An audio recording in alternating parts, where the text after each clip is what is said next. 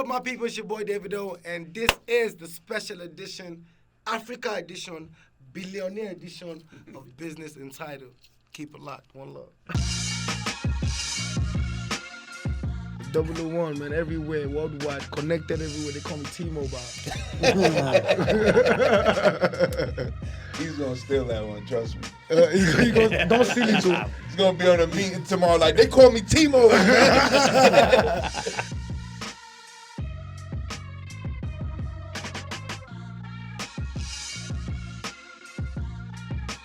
All right, people. Special edition. Business Untitled. We've got the global superstar, Davido. I met him literally at the Knicks game. He was sitting in the better seats than we had, and I just like the guy. And next thing you know, he fucking blew up the Garden last night. Literally blew a hole in the goddamn roof of Madison Square Garden. Davido, thanks a lot, buddy. What's up, sir? Welcome. Yeah, man. And life works crazy because, like, I literally, I dragged myself to go to that game. And I was just like, and just with life, like, he was like, you want to drink? You remember you went to get, we were going to get a drink. You asked me if I wanted a drink. I was like, wow, like, that's so nice of you. You didn't try to steal your chain? Because that's Like, what he does. yeah. I knew he was just joking, but he was like, No, he actually you want a wasn't. drink? I was like, wow. Like, it's been a long time somebody asked me if I wanted a drink. And it was amazing, to meet you. And a lot of values that I've used in my career and my life with being humble. Yeah. Like, I literally, 2 days later, when we took that picture, one of my dad's friends wrote me, do you know who that is? I said, no, it was just a nice man that offered me a drink and was sitting by me. He said, that's Mike Noble. I said, I Googled, I said, okay, wow. You know what I'm saying? It was, but honestly, it's just amazing. We're never going to hear the end of this. Honestly, it's just amazing to see, people just literally living life. Yeah. And not worrying about who they meet or judging about where you're from. He didn't know nothing about me. And let me tell you the back what I'm end saying? of that now. The back end of that, he was like, man, I'm sitting next to this guy with this really big chain, and he sends me a message, and he says your name, and he Googled you, and then he said, holy shit, this guy's famous. He has 30 million followers. So it was super organic on both ends, right? Because he had no idea who you were. Exactly. You had no idea who you were, who Exactly. he was. And that's why I always say it just pay to be really nice to people. On You know what I'm God. saying? On God.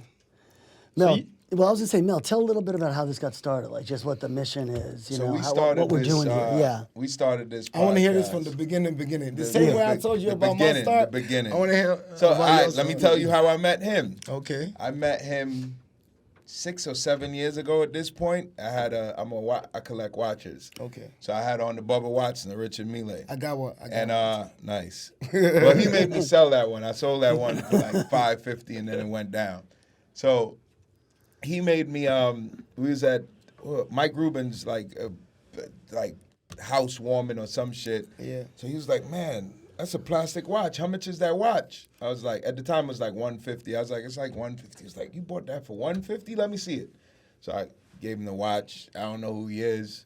All of a sudden he disappears. So I'm like, yo, where's the guy? Where's the guy with my watch? Like The Bubba Watson. the Bubba Watson.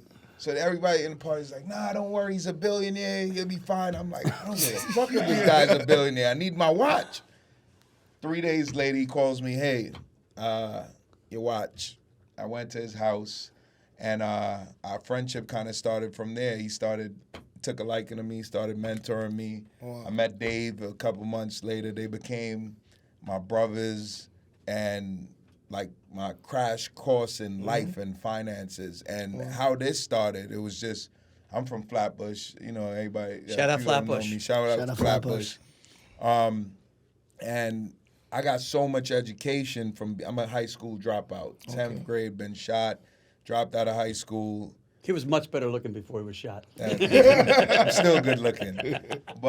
And I just entered this world of getting into real estate, got into Bojangles, got into a ton of different investments with these two guys and many other friends. Shout out to Ben Black, David Offa, a couple other guys, Stephen Manicharian, a lot of guys, a lot. I can't even, it's a list of names. Wow. And I was just like, yo, I'm always trying to. I took them to Flatbush. I took them to Trinidad, where I'm from, and everybody from Flatbush. I'm sure you know who they are because by way of me now.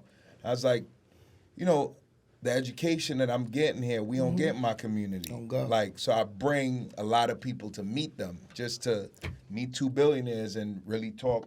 But I was like, how do we do this on a bigger scale where we could give my community, let them meet entrepreneurs and fucking investors and give them the game that I'm getting. And that's how this all started. And right away, Mike raised his hand, Dave raised his hand, and we created this. And we done had Snoop Dogg here. We had the owner of the Bucks here. We had the owner of Peloton here.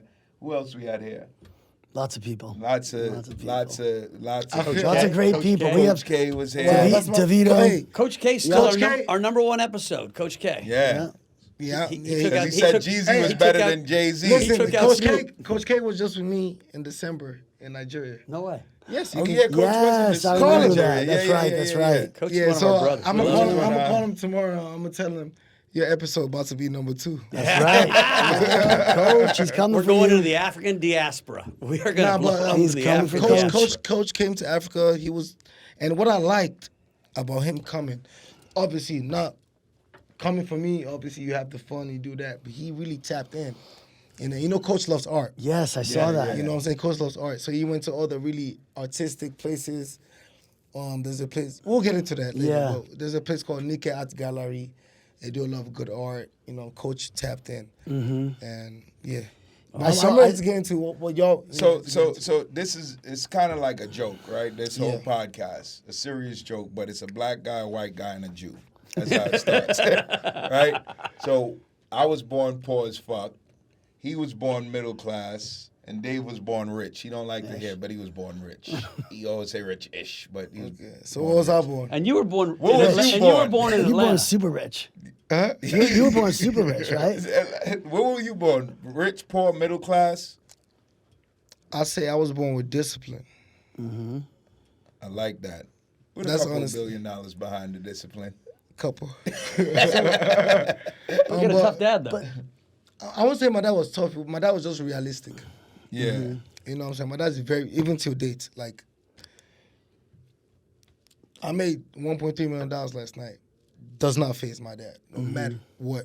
My dad's doing is discipline, respect, generosity.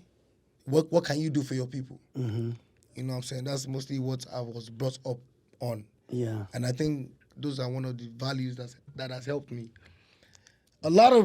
There are many billionaires in Nigeria. There are many billionaires, even richer than my father. My dad's a billionaire, yes, but there are billionaires richer than my father. And there are people that have tried to do what I've tried to do.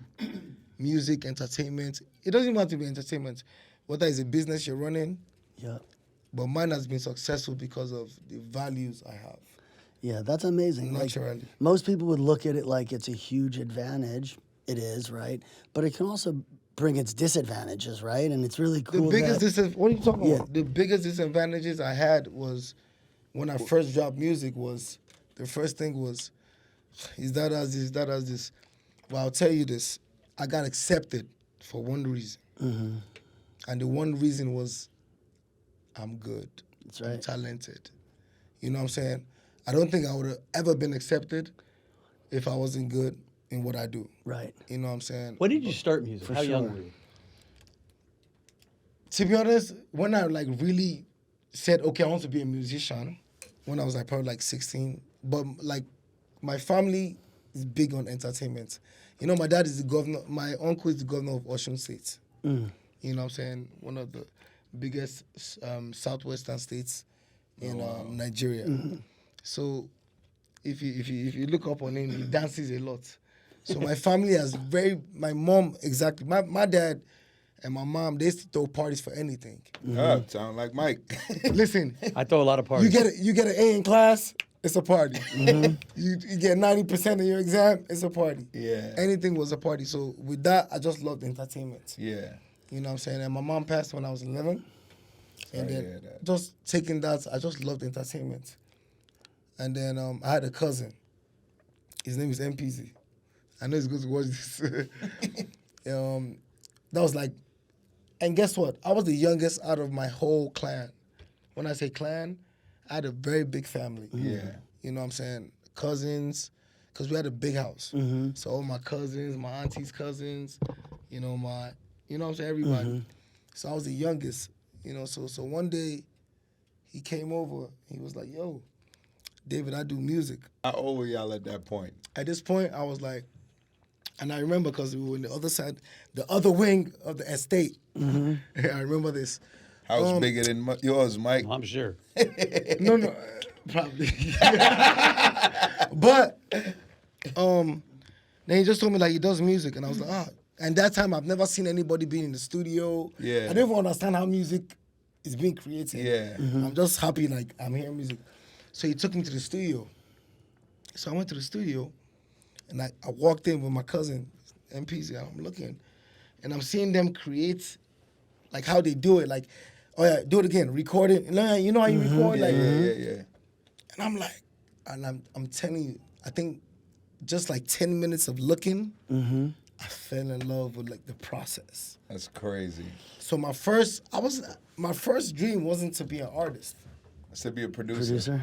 That was my first dream too. No, Just to couldn't be a do it. producer, to be an engineer. You know what I'm saying? Because I already knew my dad was not going to let me be an artist. Right. Because in my family, it's been there for generations. Yeah. You go to the best school, you pass your exams, you graduate, and you go work for the company. Your office is there. Yeah. Yeah. My office, I've been in music for 12 years. My office is still there, dusty. You know what I'm saying? Like, that's... Do you remember the moment when you decided, oh man, like I like school, I respect it, but it's not for me, but this is what I'm doing. I don't think there's ever a moment. I think it builds up. I don't think there's ever a moment like, nah, I'm not doing this. I think it builds up and builds up. And I think it got to, and I'll tell you the point, because at that point, I graduated in Nigeria. In Nigeria, the curriculum is, we use UK curriculum. So we use IGCSEs. Like, we don't do, in America you do, 8th grade. Yeah. Now, in Nigeria, you do primary school, then you do year 7, year 8, year 9, year 10, year 11, and then you go to A levels. So it's a UK, United Kingdom curriculum. You know what I'm saying? So I remember when I got to year 11, I wanted to go to the UK because all my friends were going to the UK. My dad said, nope. And my dad's a Seventh-day Adventist. Yeah. You know what Seventh-day Adventist is? Yeah. I know. You go to church on Saturdays. He said, no, you going to America. So I got shipped to America when I was 16. Damn. I finished high school when I was 15. What was that like though? Was it a culture shock? No, because I was going to America. I was born in America. Yeah. But I didn't live in America. Yeah. I was going there every summer. You got relatives in Atlanta? Yeah, yes. My mom went to Clark. Oh wow. My oldest brother went to Morehouse. My dad graduated from Kentucky. So like, we're Africans, but my family has always been going to America. Yeah. You know what I'm saying? So when I got to America at 15, but I've been going back. And I got to I first went to Tennessee. First place I went to was Collegedale, Tennessee. I only been there once. Collegedale, Tennessee. So I went there. Wasn't really my vibe. Yeah. So Shout my out dad, to Tennessee. Ain't my so I vibe called my dad. I neither, remember though. calling my dad like, Daddy, I don't like this place. I need to move. I need to go to another place.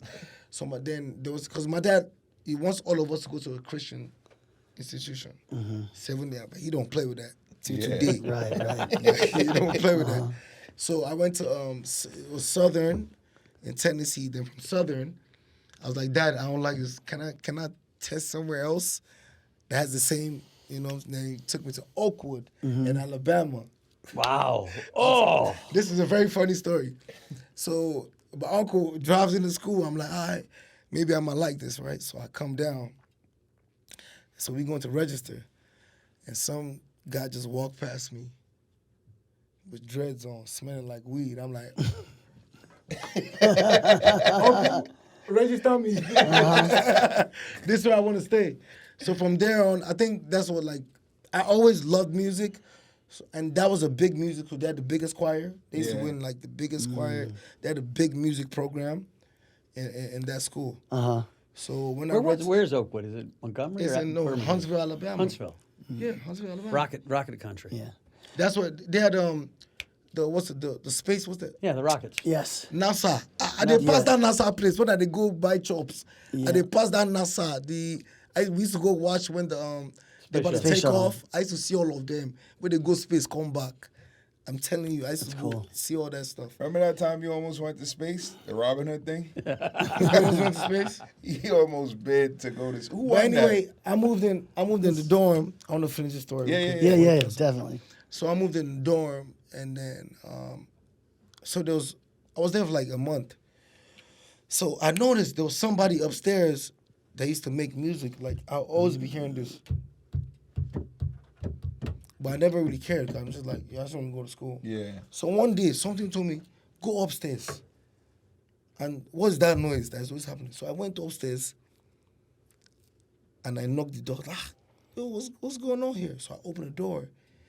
He was the gospel, the Choir director. the director.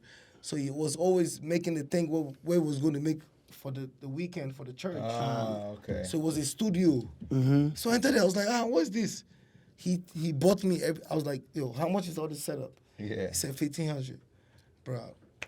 I'm like, what? I'll probably get like 10 stacks a month. At being 16 years old, 10 stacks a month in college, that's all right. That's great. You know what I'm saying? So I bought everything, and that was really my moment of learning production. Because I told you already, the school was already big on music, on gospel music. Yeah. But you know what I'm saying? So Is that from where you found your sound, like Afro beats, or how did that happen? Right, because you're really like on the forefront of that. Just even for people who don't know, right? He's one of the most famous guys that have ever shaped, right, the genre of Afro beats. Is that correct?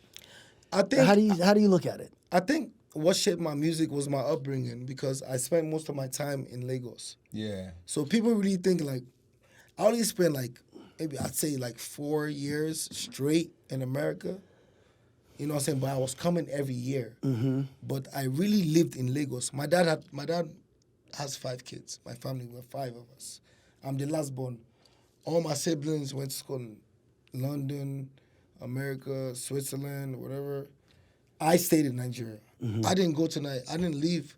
I was going every year to America, but I didn't leave Nigeria to go live in America till I was about 14. So, you know, from 1 year old to 14, that's really your base. No matter where you move from, you still got that, you know what I'm saying? Yeah. So I'll say that, you know? Mel, you'll always be Flatbush. I'll always be that. Flatbush in Trinidad. I'll always be that. When people talk about Afro beats, what is that to you, or what's like what just for our audience, or like do you know what, Mike? You know what's like? How would you define it? I can dance well See, to it. all right. So let's talk about it. Like, how do you describe I mean, your let music? me I got explain. Davido and Berta Boy. Those are my two. Let me explain the origins of the genre Afro beats. Okay. Afro beat Yeah. is really a term that was not a term. My bad. Let me switch it. It's a genre that Fela started. Fela Kuti. You know Fela? Fela Kuti, shit. Yep. Yeah. My son's a huge fan. Nacho. Yep. Yeah. So I swear. Fela Kuti was really the one making Afro beats music. Afro beats. You know what I'm saying? So back then, you know what I'm saying, we had an amazing artist, still amazing, called The Banj. We had Two-Face. We had P-Square. We had Star Plus. We had, the name can go on. So I think when African music was blowing outside Africa, in the Western world, Yeah. which was, I think, one of the first places that accepted African music outside Africa was, I'll say, the UK. Wow. Before it came to, you know, America. You know what I'm saying? They put the African music under Afrobeats. You know, so Afrobeats is really what Fela started, originated the sound. There's a certain sound that's Afrobeats that has Fela's sound. But now, if an African musician makes an R&B song, straight R&B, sounding like Caesar, sounding like Summer Walker, what would they categorize it as? You still put it as They wouldn't put it Afrobeats, under right? R&B.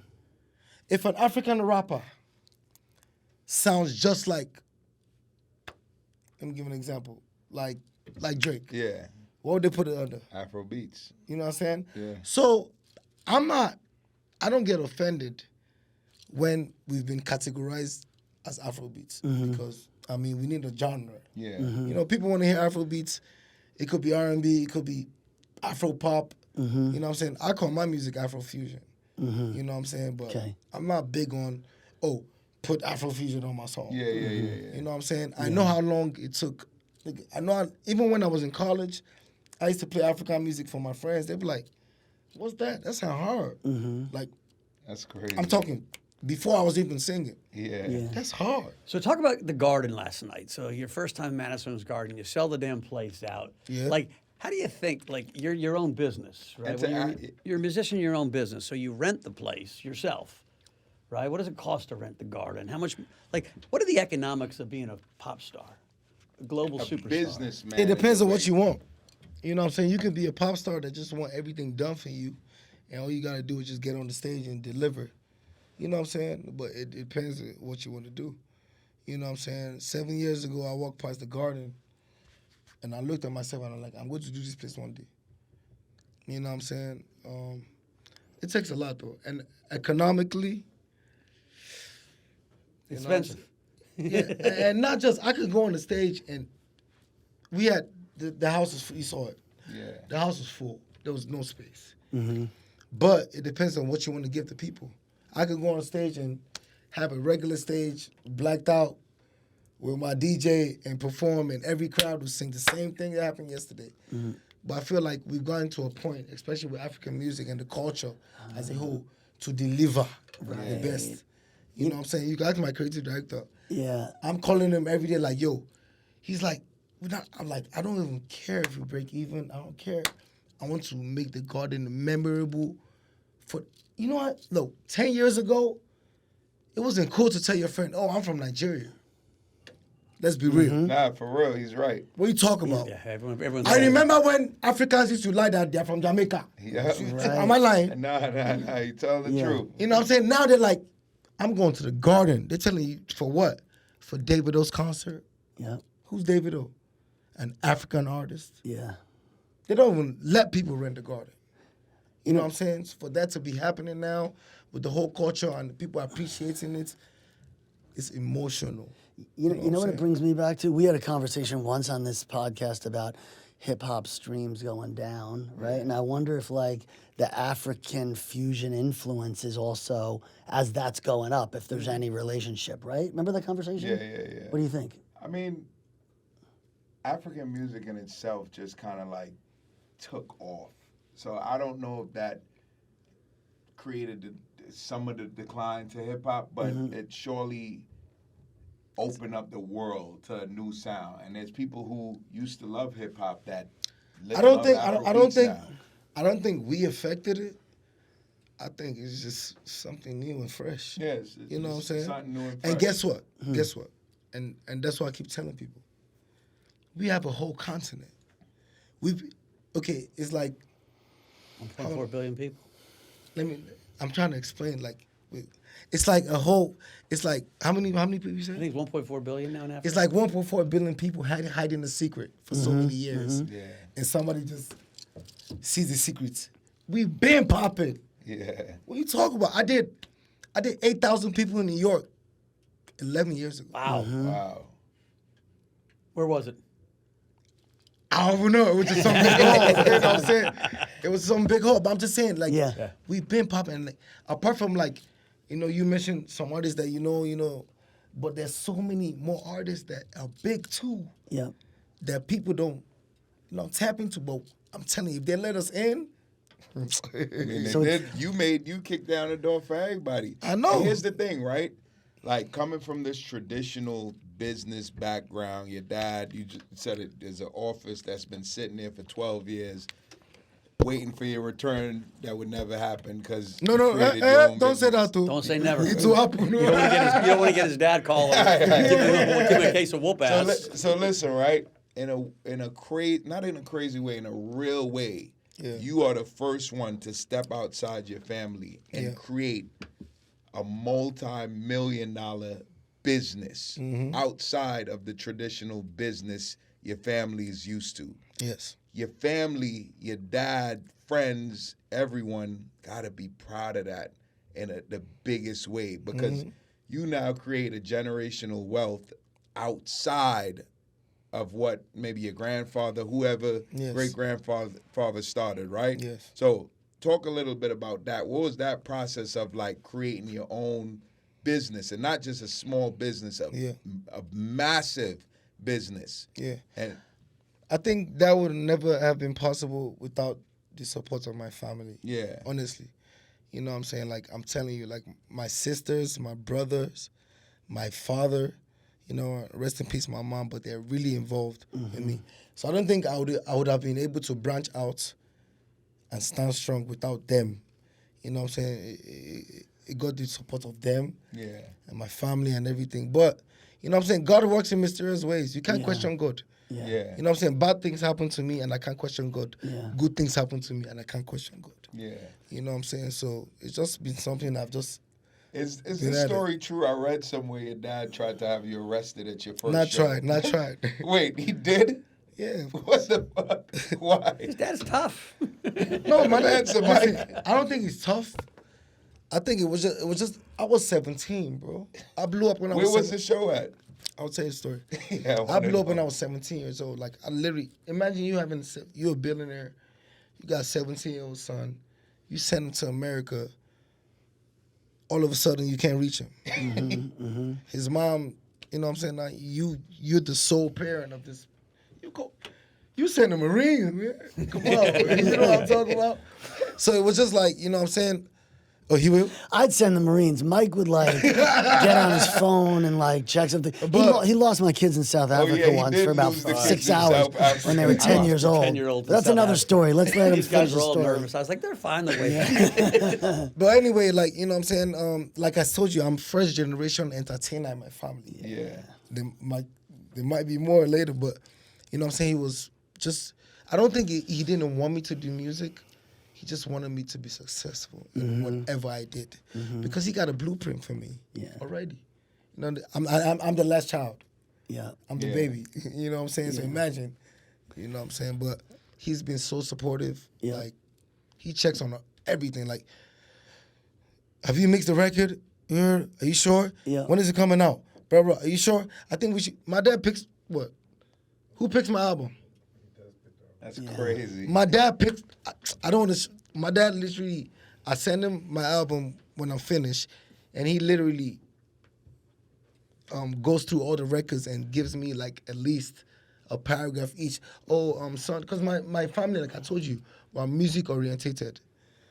You know what I'm saying? Like, my dad knows music. He's just a rich ass. You know what I'm saying? Like, he knows music. So from being arrested, sorry. No, go on. No. Oh, wait, let me say that. Yeah. I'm sorry. So when I was in school, when I moved back, right, to Nigeria, he didn't know. So he was looking for me. I told you, right? Yeah. And I was like, Daddy, I want How long he was looking for you for? Like 3 months, 4 months. You know what I'm saying? So when I got back, and then I start, you know, I'm doing my thing, start popping off. Like, who's this on the radio? Then he sees a show. You know how you do a show? Yeah. Whatever, Summer Jam, performing live, Davido. And he gave me that name. Oh, wow. My dad gave me the name, Davido. That's crazy. Yeah. So from there, he's like, what, Davido? And then his friends started saying, like, yo, your son kind of, he getting popping a little bit. The first show I do, what? He arrested me, the fans, the promoter.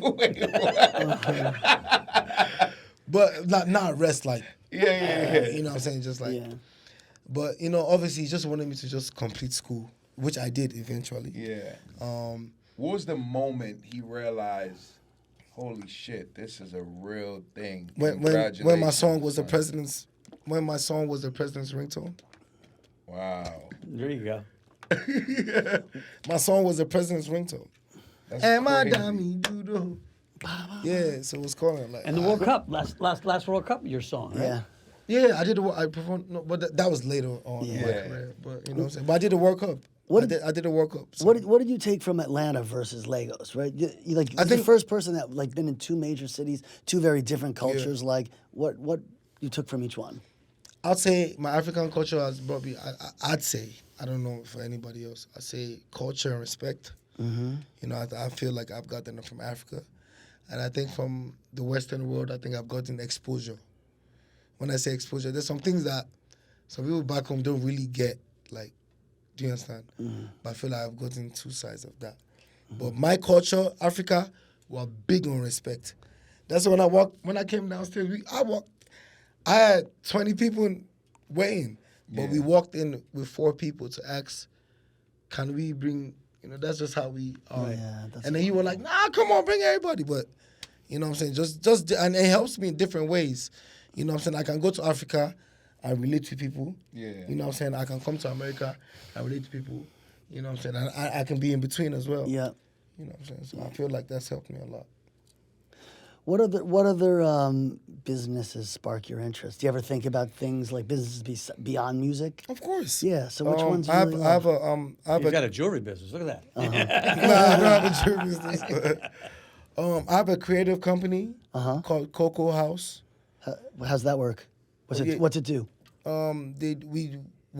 First of all, we started out as like doing stages for me. Like if you see the stage, I don't know if you watched the show yesterday. Nah, I didn't see it. Yeah, I seen a little clip on Yeah, somebody's but like phone. my stages, production I company. tried to go. Mike said, "Nah, you only want me to come." I told you to come. You're like, but like we do like production for myself, but we do it like for other people. And it's really like a media house for creatives. I'm trying to start up, and then me and my brother, we're trying to start like a little crypto stuff. Me and my brother Hunter. There go the guy. We actually started a couple years ago. You know, we tried to do something with Nas one time.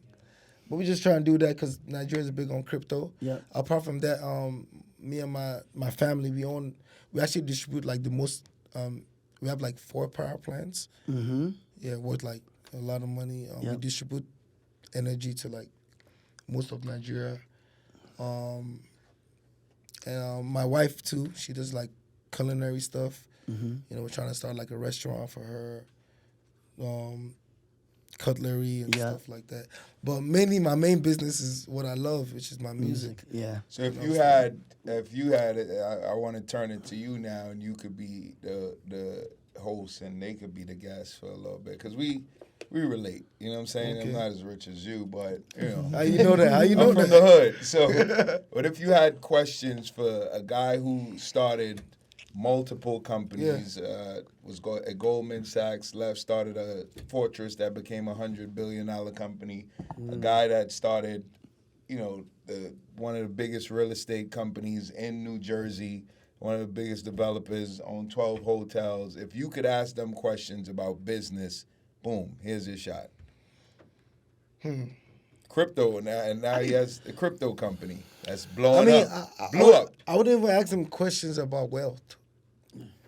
I really ask you a question about your day-to-day. Mm-hmm. Like, I feel like people that just get excited about wealth wouldn't get to where y'all at. Mm-hmm. You know what I'm saying? So I just want to ask, like, where did it start from? And when did you guys realize that, all right, I'm lit, but I got to be cool. I got to help people. Well, I think it's probably not that different than your story. Like, both of us were wrestlers. Wrestling is all about being disciplined. I used to get up every morning. I would deliver the paper at like 6 in the morning, 5:30. I was like a 100-pound kid, you know, hoping you didn't get attacked by the dogs to make enough money. Then you go run to get in shape for wrestling. Then you'd work out. And so there was a discipline that was just part of your life. My dad was in the military, so it was a relatively tough household. You got in trouble, boom! He had long arms, he'd whack you. And so, like my whole life, I've gotten up early. I get up really early and worked hard. And so it's a grind. I like it, but you know, people say, you work 40 hours a week? I was like, yeah, double that, you know. I play hard. I probably have more parties than anybody, maybe outside your family. But I think that started really with a discipline and a sense of respect. And that, like, discipline is respect. We started a wrestling charity called Beat the Streets, get kids off the streets. And the idea was if you could teach kids toughness, discipline creates toughness, it creates leadership. Wrestling's a hard sport. I mean, it's not fun. You get the shit beat out of you, you're exercising, I box a little. Yeah. And so that was kind of that's carried on. And quite frankly, when I do poorly, it's because that discipline fades. Being a wrestler was a really important part of both of our upbringings. And you had talked before about, even growing up in a wealthy family, right? You were taught values, respect, hard work. Like, these things are what, we're taught as kids. And I think in my instance, Mike's interest, just to start to the beginning, that wrestling was something that there's nowhere to go, there's nowhere to hide, right? It's just you have to show up for that. And that starts to talk about that. But in terms of my interest in business, I don't know, around my house, there was always like a curiosity, a discussion around concepts. Sometimes it was politics, sometimes it was business. And I think it bred a confidence in some way early on, and like, oh, like I can do this, just really, and you had said before, I said, what was that moment? And I don't know what the moment was for me. I have moments perhaps, but there's something about building a base, doing something, being in that, and then having that experience and building more on that, right? Understanding your capacity to influence the world, change the world in better ways. And for me, I was on that ladder just climbing and climbing and climbing. And at some point in time, had to balance that with like, okay, how do you really put back into the world? It's not, you could climb that ladder forever at some point in time. And so you got to balance that with like, how am I making a contribution? What can we do? Kind of like the genesis of this. Like, you want to buy the world? That's right. Yeah, it's not interesting after a while. And what were you gonna say, Mike? No, good, keep going. No, I was just gonna say, so I think like in terms of us, we came at it from slightly different places, but like for me, something there's about a curiosity. I love business still. I love investing in new companies. I love empowering other people to invest in their own ideas. And I think that's really fun to figure that out and be a part of that. So that still motivates me. I want to flip back to Africa for a second because I didn't want to leave Africa. Because listen, there are, how many continents? 6 continents, if you count Australia. Africa is in a unique position in that it's the youngest population we've ever seen in the world, right? The average African country is 21 years old. Africa? Yeah, it's the youngest It's country so in the young, world, it's growing, it's growing so fast. And so, listen, if Africa can get its act together in terms of governance, I'm telling you, it's over. if it can get its act together, Telling you, it's dog. going to blow up. And that's one of the things we keep saying.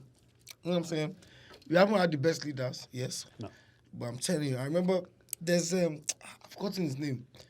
Very guy, I think he studies in one of these universities in Africa. He said something. He said, if Africa know what they have, it'll be the greatest continent in the world. Half of Africa is under 21 right now. That's a crazy statistic. How we get them now? It's crazy. You got a lot of fans, a lot of potential fans. Half of 21. But it's crazy. Half of Africa is under 21. And so the way I look at it is if you can get investment in education, if you can get infrastructure, if you can unleash that talent, it's going to be the richest continent around. If not, we're going to have a lot of migrants, right? And so you really, to me, the world needs to focus on investing in Africa, helping where they can, empowering Africans to take control of their own countries, because it's either going to turn out awesome or it's going to turn out not so good. I'm telling you, and what we have in Africa now is the creatives. Obviously, we got the oil, we got the energy, we got all of that. We'll soon have the Bojangles. I'm telling you, the creative, the tourist part of Africa is really growing now. Yeah. You know what I'm saying? Especially real estate, tourism, nightlife. It's going crazy. I'm telling you. Have you done any Nollywood stuff? We were talking about, I got a friend, Genevieve Naji. Shout out, Genevieve. Shout out Genevieve, man. I haven't done. When I first met her, she had more Instagram followers than any African entertainer, and it was like 7 million. And You got 30. So there's a new king in town. The queen is dead, long live the king. Man, like I was even talking. I was actually about to. But is that happening in Hollywood? Is it No, getting bigger? right now. Right now, most of the African movies they be number one global on Netflix. It's been that way for a while though. Even since I can't Popo. Those Not for a while. All those African I can't No, all right. In the hood, African movies been a thing gone. for a long time. See, those I can't Popo. Like literally for 10 years now. My sister used to sit there and watch everybody. It's like a big thing. Maybe it just got around like Maybe just in Flatbush. yeah. Nah, I'm telling you, everywhere. In the hood, everywhere in the hood. We love African movies. It is a huge industry, right? It's like almost as, I think it's about as big as India's industry. Yeah, it's close, Mike. It's like I'm just telling you, I've looked at it. What's that guy's name? Yo, they be Shah Rukh outside Khan. his house. Shah Rukh Khan. I say every day outside his house, like 50,000 people. Wait, what? Shah Rukh Khan. I walked down the street with him once I'm telling you. in Vancouver. God, and it was I said you thought you were outside. with Elvis. You know, there are a lot of Indians in Canada too. Big. Outside his house in India, like 50,000. You know, Every day, people just go to this even my guy's house, house. they be people outside my house, like, you know what I'm saying? That's But crazy. his shit be like, oh, bro. Nobody gonna stand outside your house, Mike. Nope. you got to know how to dance, or sing, or act. But yeah, like, you know, that's one of the things I was talking to you about. Like, yo, we gotta tap into Africa. You know what I'm saying? I got a creative house. I got crypto. I got energy. But what I want to do, most importantly, to be honest, is help the people. When you have a concert like last night in Africa, is it a different vibe? That's the concert we got to go to. The Yeah. next concert you have in Would you come? Nigeria, We're coming to Nigeria. 100%. The next one you have in there, Tell us performing there, when. we coming. Have Jet will travel. No, I think I want to invite you to my. No, I'll invite you to something in June. I don't want to say it. You do big conference do you do music festival in Atlanta too? Yeah. Is that happening this year yet, or it's Yeah, happening? every year on my birthday. November So I was born in 21st. November 21st, Scorpio gang. But yeah, it's something I wanted, because I've been doing shows in Atlanta, but I wanted something to last. You know what I'm saying? Even when I say, okay, I know what to do music again. Yeah. So, you know, we call it A.W.A.Y Fest. A.W.A.Y Fest means, are we African yet? Mm-hmm. You know, which means, yes. I love that. Yeah. Yes, you're supporting the culture. Yes, you're loving the music. But are you really supporting the Africans in Africa? Mm-hmm. You know what I'm saying? Yep. Like, if I could, I'd tell Live Nation, yo, send all the money back home. You know what I'm saying? If I could. Yeah. You know what I'm saying? But that was the whole point of the festival. And the whole point of the festival also is bringing, because I go to the clubs and out here, and I'm hearing artists that can't even get here. I'm like, bro, they play your song 5 times in the club. And they can't Where get you a visa at? to get in. He's like, how many times to get my visa? I'm like, bro, It's crazy. Wow. I'm looking at girls going crazy to your stuff and you can't get here. Yep. So that's one of like the things I started the festival for. So every year we want to bring like the biggest artists or the hottest. So you help them get their visa, help them travel. Not only visa, like some people can get the visas Yeah. already, but some people just don't have the platform to perform these arenas. Yeah. A lot of them can come here and do their thing, but Yeah. like they don't get opportunities. So I want to do like every year, bring like the hottest artists to come perform. Man, that sounds great. And it's all like African-based artists, and you're just doing like African-based artists, but Yep. I think after the next one, I want to collaborate with like the West Indians, like Caribbean and stuff like that. What you do back in, like I do this toy drive and food drive every year in Trinidad for like only like the last 5 years. Is there anything you do out there for your community yourself? Yeah, every year, twice a year, I give out like 150,000, 200,000 to motherless babies' homes. That's fine. I saw last night you paid someone's student loans off. Yeah, 50,000. There was a girl that said, "Pay my student loans off," and he came out and gave her $50K. Wow, that's amazing. That's amazing. That's man. cool. Shout out for that. Yeah. Thank you, sir. That's Change some of someone's the best life. things in the world. You know Yeah, what I'm every saying? year I give out. You can Google it. I give out, and do you know what I do? And this one thing I love, and that's one thing that made us win the election. My uncle's the governor now, because my family were big on transparency. My dad is big on my dad will show you every account. We're big on transparency. So we give out there was one year on my birthday. I'll tell you this, a very big story. You need to hear this. On my birthday, when what was this? Yeah, what year was it? 2 years ago? 3 years ago. So I wanted to buy I just bought my cousin and I just made a joke online. I was like, yo, my fans, send me money.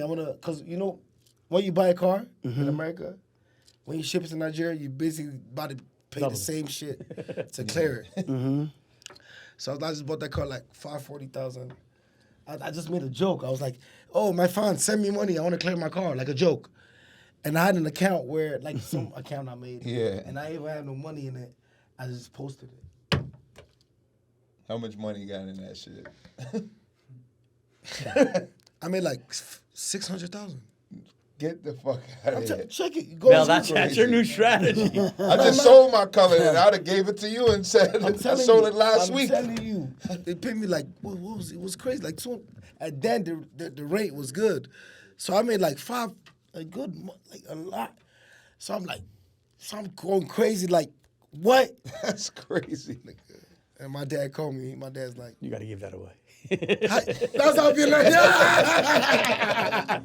Billionaire's thing. My dad was like, you know, you can't keep that, right?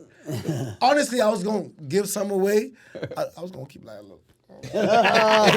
something. Right? Nah, he said, nope. You know, you give that away. You know, so from then, I gave it away to motherless babies homes. I love that. So every year we just do it. Nice. We got to go over to Nigeria for a concert. Yeah, we man. got to go to I was in man. Ghana with Mel last year, right? Yeah, we went to last Accra year. for He was that.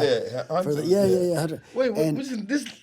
we were What just was that no. like? It was a year ago. Yeah, It was the year okay, before. okay. It was the It was a year- Chance had a concert for, who was it for? Oh, the black gold Volta, Yeah, Volta yeah. stuff. Yeah, I was about to exactly. come for that. But I was busy. And you know what's cool? Like I think like in terms of like supporting Africa, getting more connection. Like once you go over there and really feel that energy, because there's so much narrative that goes on in the media in general, right? Yeah. And to go over, that's why we got to go to Nigeria because it's just so different. It's so cool. It was one of the best experiences of my life, right? You had never been to Ghana. I had never been to Ghana before, so. Trust me, if props- y'all come to Nigeria, bro, Yeah, it's we like go by you. level Don't up. worry. We have an amazing time. Yeah. You know, I always dreamed of doing some business in Nigeria or Ghana. It's like always my whole life. Yo, Lagos I always is felt like I could Lagos do is the business out food there. central, bro. Hey, when I wake up, what I ask you every day, hey, where can I go and eat today? Like it's different. Like, and what they do now is they're really big on how they do it. The restaurants that be having the entertainment, Yeah. the fire stuff. You know, like the that. restaurant that. How do I explain?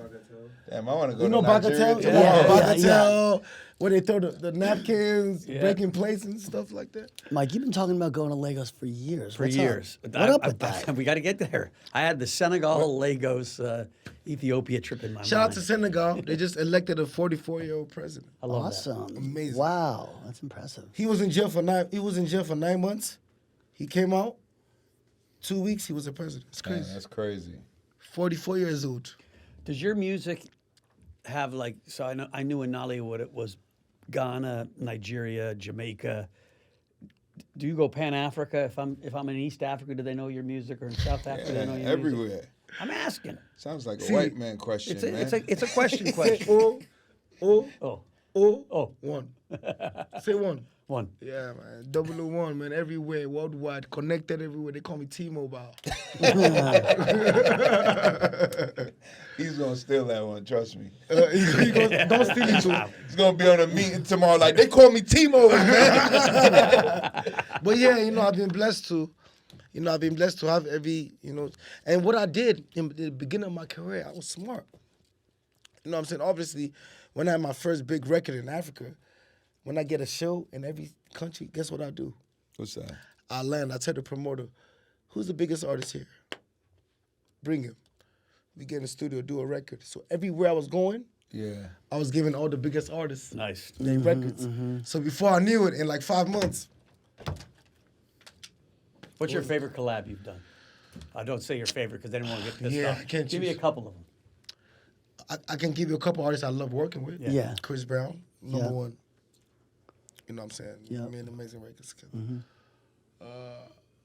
An artist from Nigeria called Kiss Daniel. We work quite well together. Who else? I say Zlatan is a rapper from Nigeria. Who else?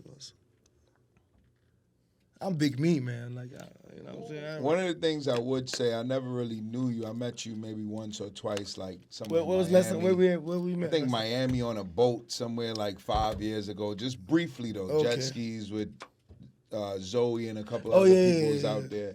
But one of the things I always observed from afar, not knowing you, is just how humble you moved around, how you fucked with everybody, how everybody just, you know, it was no arrogance, no cockiness how you move. Like even shout out to Casanova from Flatbush. Like, you was one of the first big stars to endorse him. You know what I'm saying? And at the time, I think he had one record just on the come up. You know what I'm saying? Shout out to Free Cass, man.